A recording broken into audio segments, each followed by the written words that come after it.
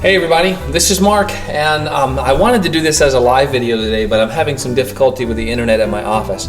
So I'm just going to have to record it and then I'll upload it when I get home. So you won't be able to watch this live with me, but maybe we can watch it together, and you can still comment and let me know your thoughts.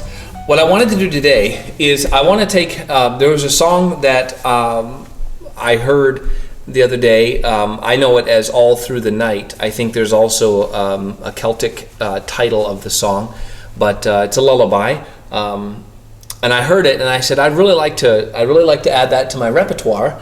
So I thought it would be fun if I let you follow along with me with the process of kind of arranging and composing this piece without any music. So I know the melody, I know the tune, but I don't have any sheet music for it. So I wanted to go through that process and let you join with me. And if that sounds mind-numbingly boring to you, then please feel free to go on to another video or to another channel. By the way, if you have not yet subscribed to this channel, please do that. It would be incredibly encouraging to me if just seeing those subscription numbers go up. I get a kick out of that, and I appreciate it very much. I hope you find these videos to be valuable. Still trying to land on what kind of videos people like to see the most and what are the most helpful. There are a lot of people that we just play songs, right? I mean, we can all just record videos of ourselves playing, and that's good, but there are some people that are really good at that. I'm not one of them, but maybe I can encourage you anyway. So I want to take this song, All Through the Night, and on my 29 double-strung Lorraine from Stony End, and I want to just work my way through it here and let you follow along with me in the process. Probably at some point I'm going to go silent for a minute. When I'm thinking really hard or focusing, it's hard to think and talk and play all at the same time. But I'll try to explain what it is that I'm doing. The very first thing that I do, and I talked about it in the last video on playing by ear and on Harp Help, is I try to find where the melody begins. I told you in the last video that many times the melody begins on the first, the third, the fifth, or on the fourth below the root note of whatever key you're playing in. So in the key of C, the first place I'm going to look for the melody note is going to be on the C, the E, the G, or the G below the C. So the G either above or below the root note, and then the third above, which in this case is E. So that's what I'm going to do. I'm going to first start. So I would maybe start here with the E. That doesn't sound right.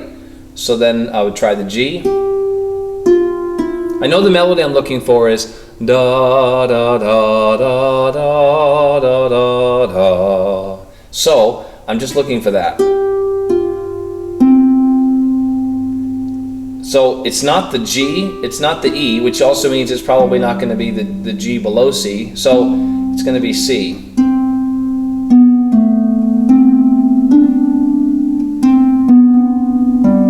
Okay, so it is C, and I don't know if I want to start down here on this C then, or if maybe I'll start up here, up above.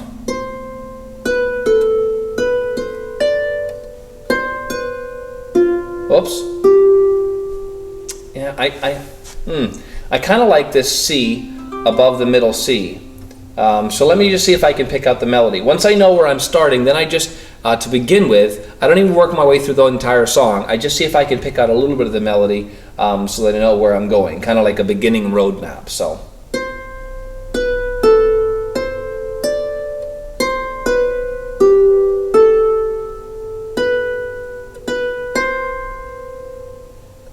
I know that's just going to repeat.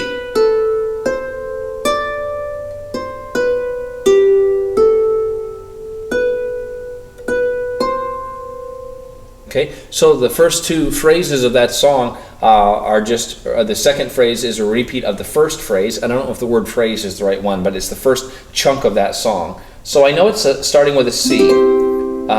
So the next thing I do is I start just kind of messing around in the right hand with some chords.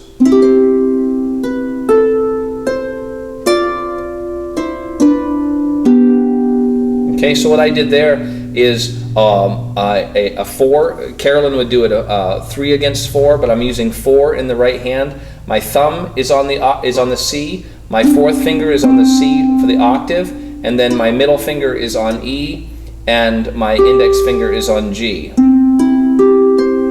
Okay, and I'm just going to roll that to start with, but I guess I could block it. I just like that rolled sound.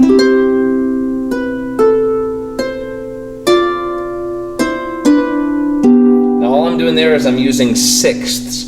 So I'm playing the melody note is the high note, and then a sixth below, and I use my middle finger for sixths.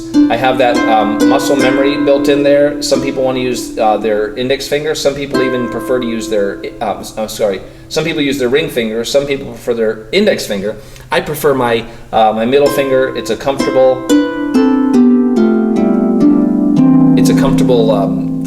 distance for me. So I want to stop right there and just give you a quick heads up. One of the tips that will help you a lot when you're arranging your own music, when you get past just the single note melody, is to have a bag of tricks. I don't know a better way to say it. A bag of techniques, if you don't like the word tricks. Things that you can do with your right hand to add some color and flair. So obviously we can block a chord. I can play a simple triad, but I like the 4-note chord, and I like it rolled. But then I also have these sixth chords that I can play, because I could just do it all single notes and it would sound like this.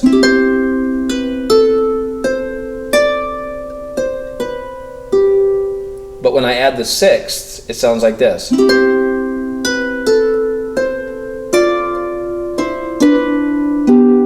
And I just like that a lot better. So that's one thing you can do, and of course then there are times that you can add thirds in. Fourths sometimes will sound very nice depending upon what you're wanting to do. But learn some of those different techniques with your left hand, with your right hand, that you can kind of throw in. Okay, so I've got the very first part. Now let me see if I'm just going to use 3 against 4 to start with. So a simple 1-5-8 in the left hand, starting on C, and it's going to sound like this. Let's see.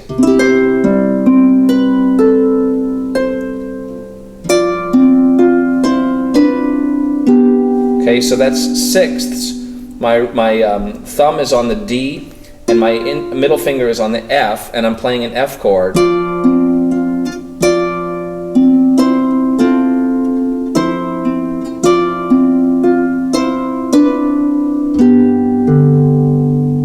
I like that better, or maybe just this. So I'm walking down on the sixth with this 1-5-8 in the left hand. So I'm playing it, and then I'm playing all 3 notes in the left hand here. Then when I play this this bottom sixth, which is G and B, I just play I just play this single G string all the way down here. So let's try that again.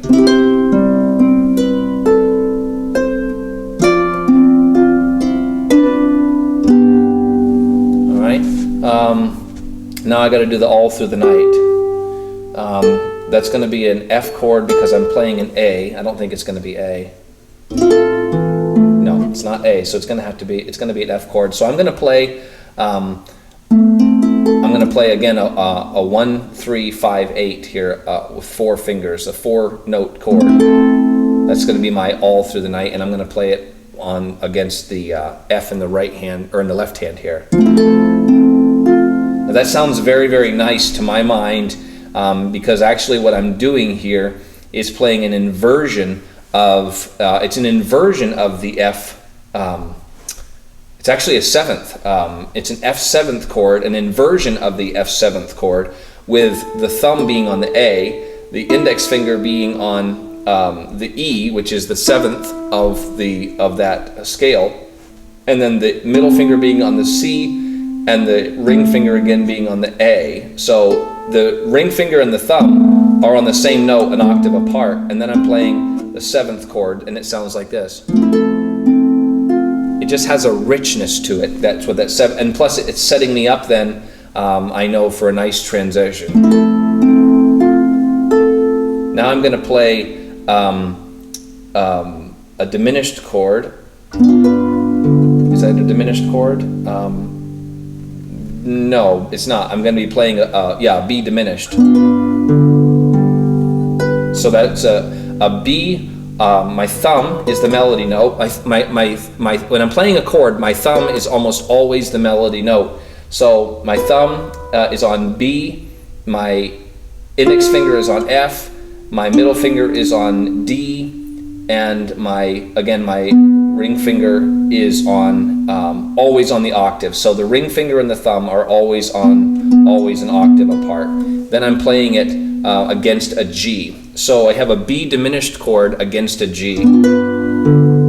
So those are two very beautiful chord pairings there. We have an F major chord in the left hand here, and what did I say it was going to be? An F seventh chord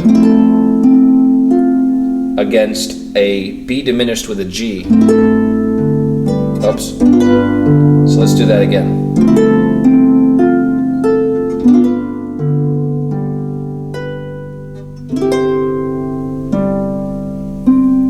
Okay. All right. So here we go. Let's start over at the beginning here.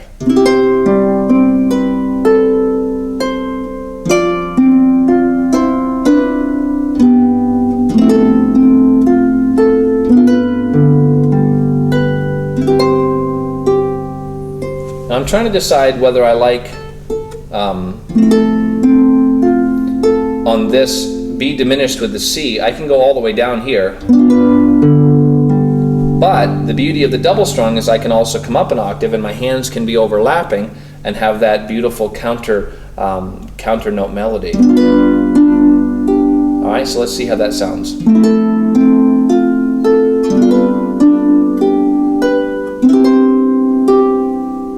So I have some choices to make here, and maybe if I'm playing it through more than once, I'll play it in different locations. But to utilize the beauty of the double strung, if I use the F158, the G158, and the C158, it's a very close melody. So I can do F, G, C, or I can do F, G, and then C up here. So let me see how that sounds. So I'm going to go F, the G above, and the C below.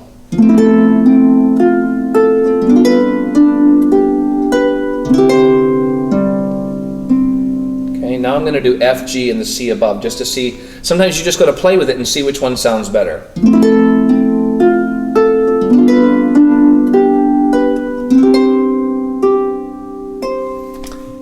And maybe what I'll do is I'll switch it up. So the first time through that phrase, I'll play it low. Next time I'll play it high. Or if I'm just playing it from memory, I may do it different each time. But I know now that I've got this F7 chord that sounds nice. I've got a B diminished chord, and I've got a C. Now, what I want to try to do is have some kind of filler in between the end of the verse and the chorus, which is this.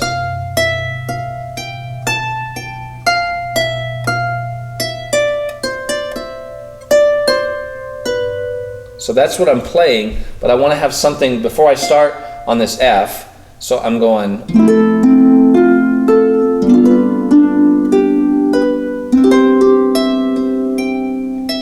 Let's see here. Nope. No.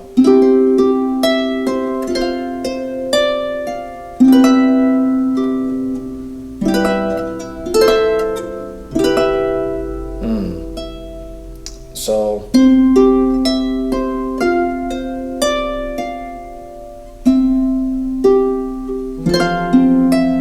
all right, so let me see how that sounds. I'm playing, so I'll start at the beginning here.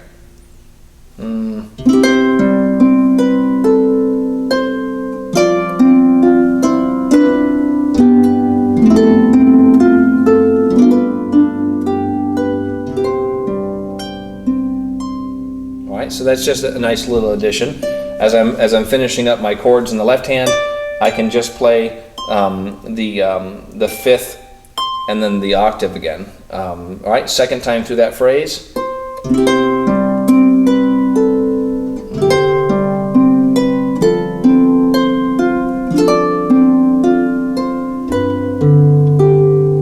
Now that time I opted to do just single notes in the melody.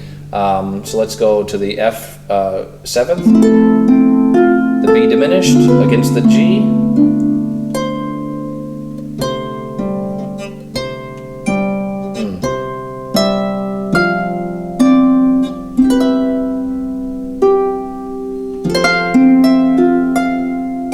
Okay, now what I did there is a little bit of a syncopated rhythm.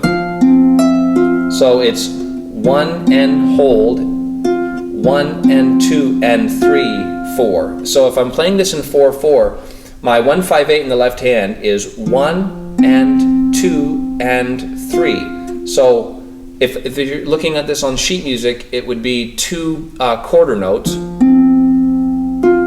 This is the way it sounds. I think Carolyn maybe calls it a delayed thumb. Okay, but against the melody in the left hand, it sounds like this. So it has a nice, it fills it in very nicely, I think. So let's see here. Same thing again, that 1 and 2, 3. F.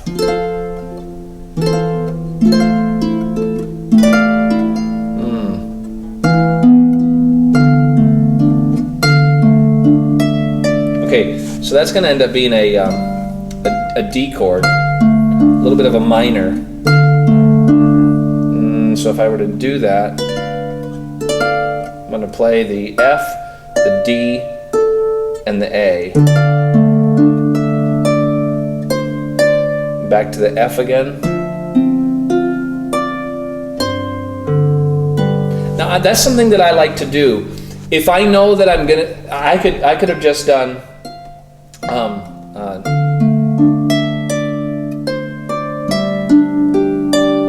So I could have just on this E, I could have just played the G.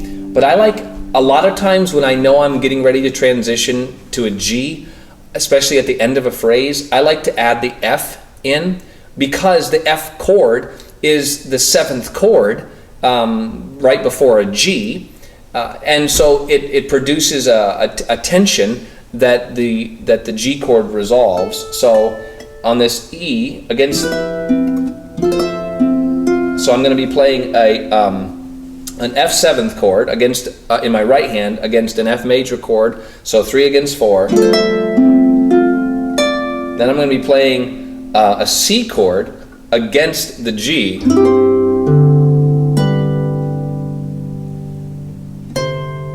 And it has that resolve because of the F. So we'll do it again.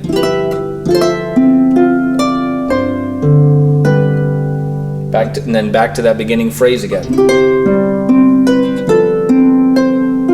And then we're going to go to the that's the D against the G, F, then the B diminished,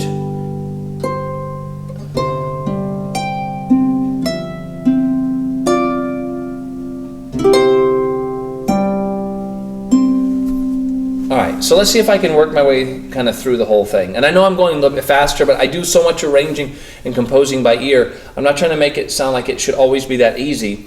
But if you're using a lot of the same techniques each time you arrange as you're developing your style, your feel, it will get easier. So let me just see here.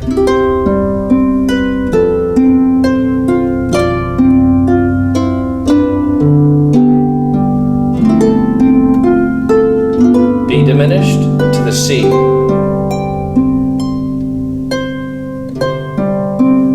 F,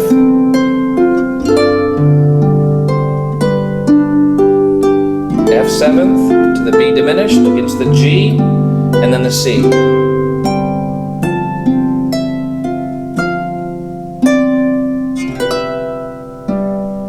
It didn't quite work out right, but let's go back to the F.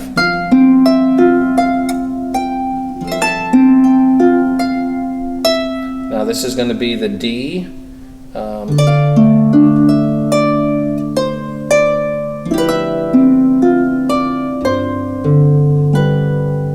the F to the G, and then back to the C.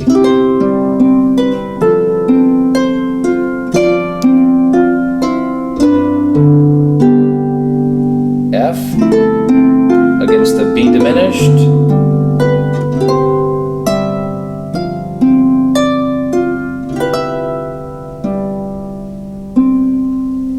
So I actually ended on an E, kind of an E minor chord, and then finished with the C. So there are lots of different ways that you can do that. One of the other things about composing on the spot like that, or arranging on the spot, is to have several fillers in guitar or banjo music. We call them licks, tag endings. So there are lots of different ways that you can embellish and add an ending or an interlude between verses of a song. For example, here's one that I like to use a lot if I want to finish a song on kind of a beautiful, haunting seventh note. So I'll start up here on a C, and it'll sound like this. And I'm going to play an E minor against a C.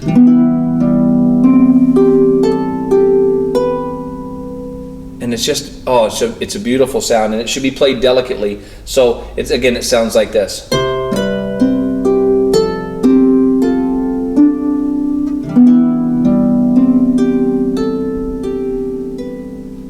And I really like that. There are several other things that you can do.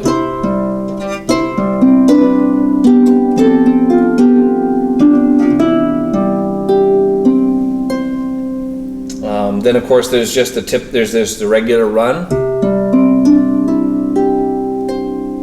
Something that if you're used to doing that and you just like ending on one of those runs, try adding this little trill at the end of it. Not really a trill, kind of a back and forth, a D-da-D. It sounds like this. Just sounds nice. You don't want to do it fast, just gentle. You can do it up here.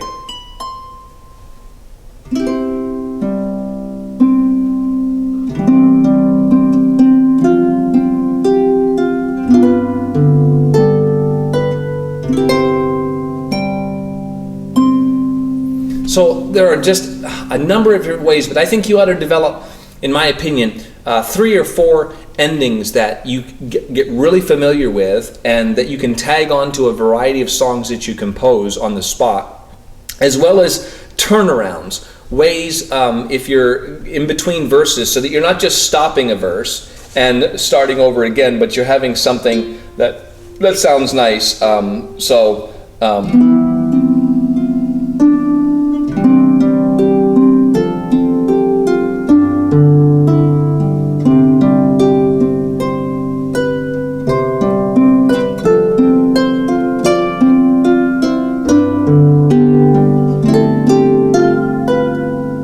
that one, anyway, all right, so tag endings, interludes, work those in. Then one of the things that you can do, if you want a sense of, if you want to fill it up and have a flow, think about adding notes in. So,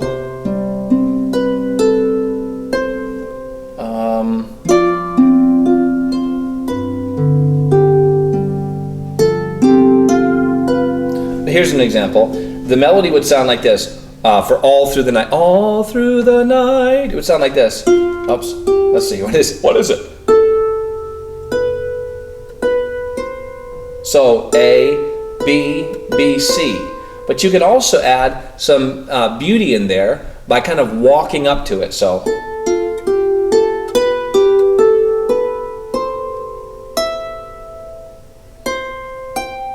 all right, so it would sound like this.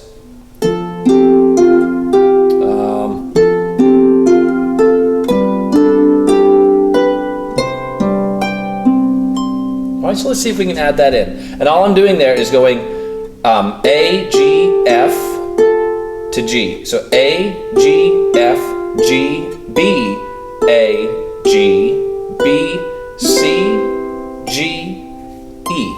And pairing it with the chords in the left hand. So F. Let's see if I can do it and talk at the same time. Here we go. G, C,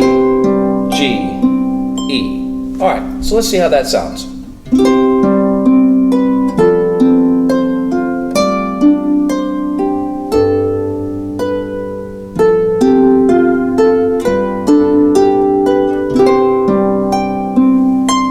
All right, so that's just something that you can do. Take individual phrases of the song and work on individual parts and then fill it in. Now, if you're struggling still with 3/4 and left-hand chords and syncopated rhythms and all of that, remember that you can always just do a single melody line and it'll sound nice. Let me just play this for you here to end a little bit just with a single melody, and I'm just going to use one finger.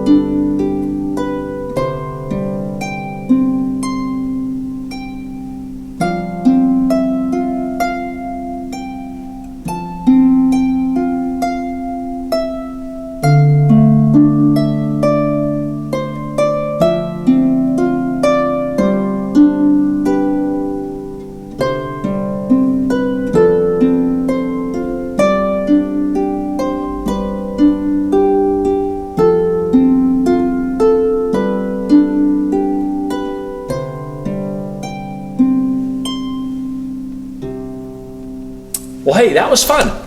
I'm glad you got a chance to walk along with me, and I'm going to work on that a little bit more and smooth it out, and then probably put it down for some sheet music.